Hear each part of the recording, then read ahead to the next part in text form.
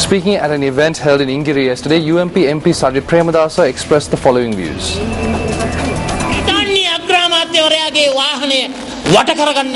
The environment was created by this government for the British Prime Minister's vehicle to be surrounded. This government has won the war but has lost the peace. The image that is being portrayed to the world now is that the people of the north and east are not being treated well by the Sri Lankan government. In truth, the present government must be held responsible for these events.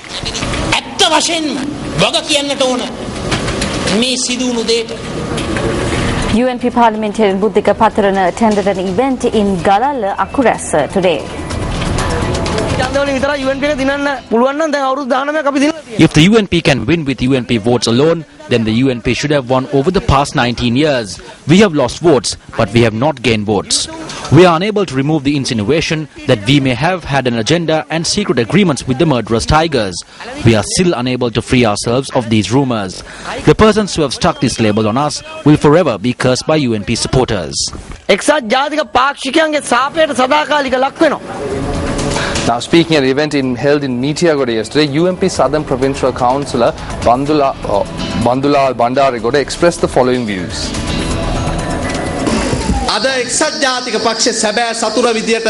The true enemy of the UNP today are certain elements who point the finger at others. Persons who have been in the SLFP government, destroyed it and have now snuck into the UNP and are trying to undermine the Sinhala Buddhist voter base of this party day by day due to a personal grudge. I can say this fearlessly. I am personally against the actions of these persons.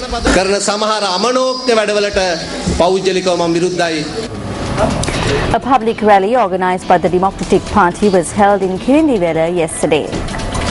The meeting was organized by the former General Secretary of the Youth Front of the United National Party and current organizer of the Democratic Party for the Dompe electorate, Indika Bandara.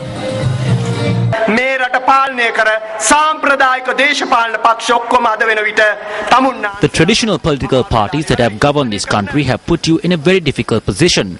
You must decide whether you are going to retain this government which is responsible for violating the rights of workers and shooting workers who ask for their rights. The government which shot people who ask for water.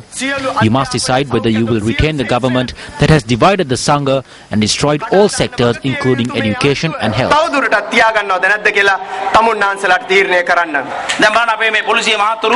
The police officers here are carrying out their duties well. They are controlling the crowd and looking into our needs and the people's needs. If on the off chance they raid a casino that is affiliated to certain people, what will happen to them? They will have to pack up their boxes and their children and leave to far off areas. This is the time that we are living in. We must stand against this.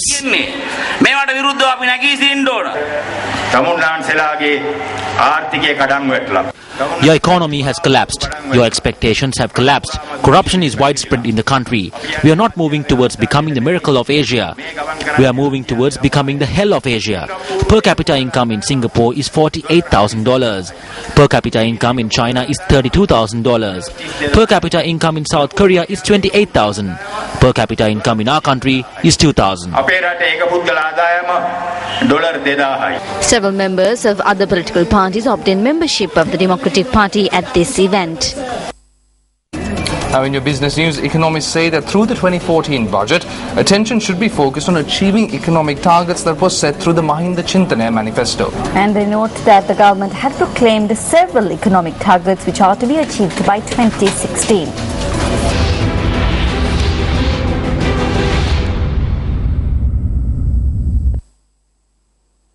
One of the main economic targets set through the Mahinda Chintana manifesto for the period from 2011 to 2015 is to increase Sri Lanka's per capita GDP to $4,000.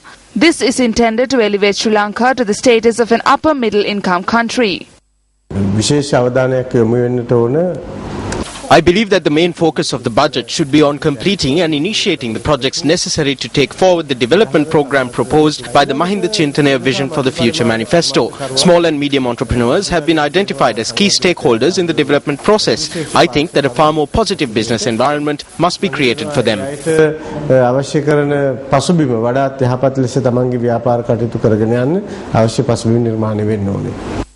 The government also intends to reduce poverty, which is currently at 9%, drastically over the coming years. මධ්‍යම පන්තියේ ලංකාවේ පුළුල් වෙමින් පවතිනවා. The middle class in Sri Lanka has expanded. While poverty is declining, the middle class have their hopes and expectations which need to be met. And I think that a special program needs to be initiated for this. පිළිවෙලකට ආයිතු වෙනවා.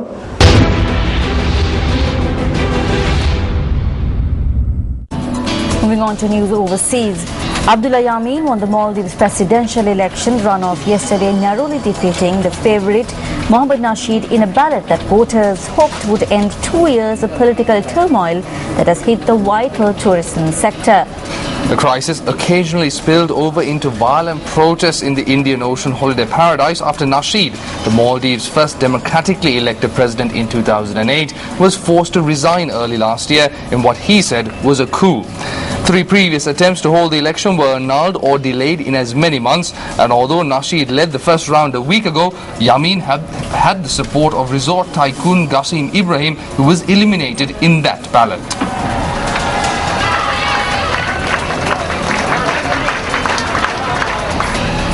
Moving on to sports news now.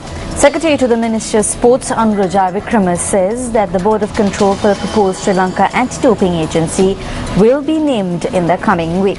Yes, will this be another institution which functions as per the prerogative of the subject minister? Up next is Sports First special segment, The Bitter Truth.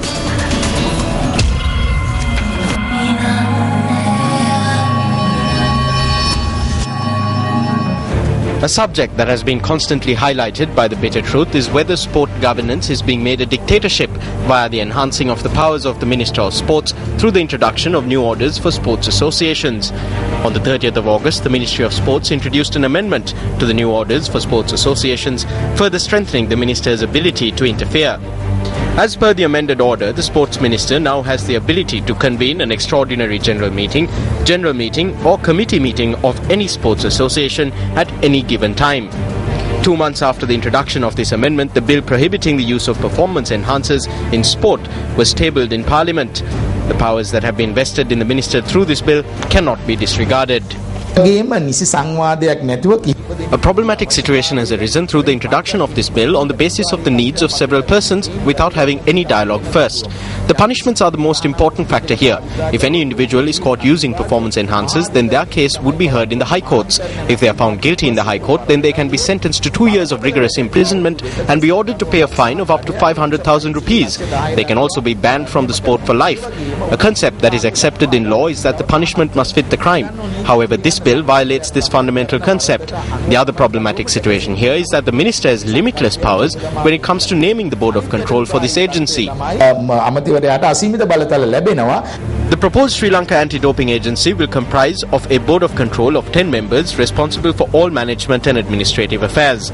The Minister has been vested with the power to appoint 6 members of the board, including the chairperson. It is also notable that the Minister of Sports has the power to directly issue orders to the other members of the board, who are the nominee of the Secretary to the Ministry of Sports, the Director General of Sports Development, the Director General of the Sports Medicine Institute, and the Director General of the National Sports Science Institute. Against this backdrop, can one expect sound judgment to be passed in a matter as sensitive as the use of performance enhancers? Legal advisor to the Ministry of Sports, Panduka Kirthinanda, said that the Minister of Sports does not have the power to appoint the members of the board as per his prerogative. He said that as per the provisions of the bill, the Minister of Sports could only appoint persons who have exceptional achievements in the fields of law, sports medicine and sports science. Although experts may be chosen for this agency, won't final determinations be subject to the prerogative of the Minister of Sports? What guarantee can be given that the Minister of Sports will use his powers solely for the progress of sport? Open for debate.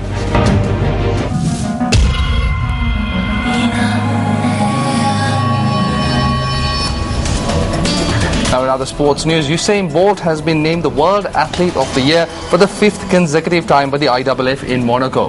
That's right, and the Female World Athlete of the Year was awarded to Shelley Ann Fraser-Price of Jamaica.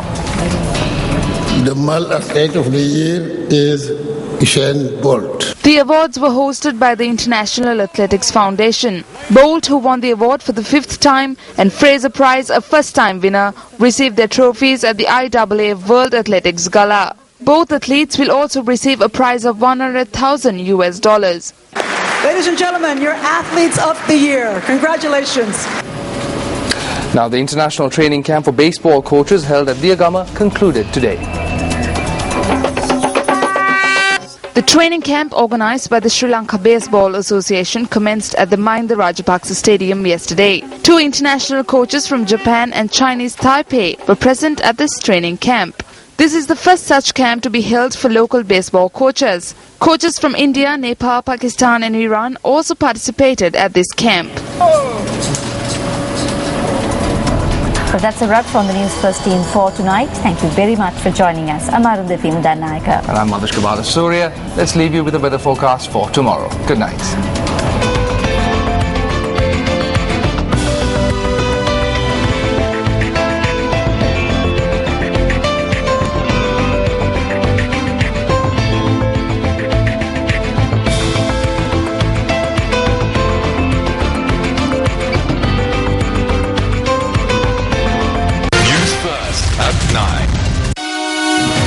Hotline 0114